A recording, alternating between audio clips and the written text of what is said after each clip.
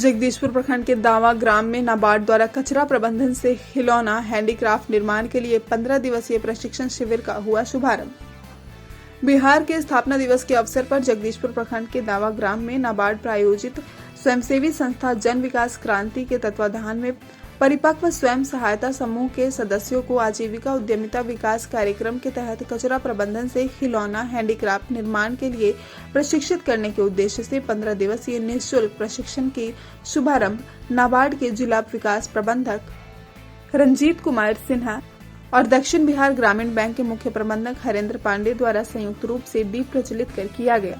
15 दिनों तक चलने वाले इस प्रशिक्षण शिविर में कुल 90 सदस्यों को प्रशिक्षण दिया जाएगा।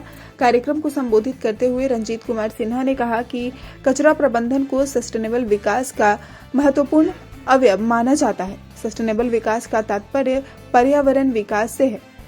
कचरा प्रबंधन के उपभोग किए गए वस्तुओं के पुनः उपभोग से एक चक्र बनता है जो प्राकृतिक संसाधनों पर हमारी निर्भरता को कुछ हद तक दोहन में कमी लाता है।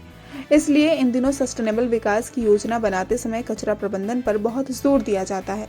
कार्यक्रम की अध्यक्षता जन विकास क्रांति के महासचिव हिमराज सिंह और संचालन कुमारी स्नेहा सिंह ने किया। कार्यक्रम में मुख्य रूप से नूर आलम, विनीत कुमार, पप्पू कुमार, राहुल राज, शाश्वत संगम, मनोरमा देवी, सागर कुमार, अमीर मौर्य, मनीष कुमार सहित सैकड़ों लोग शामिल रहे।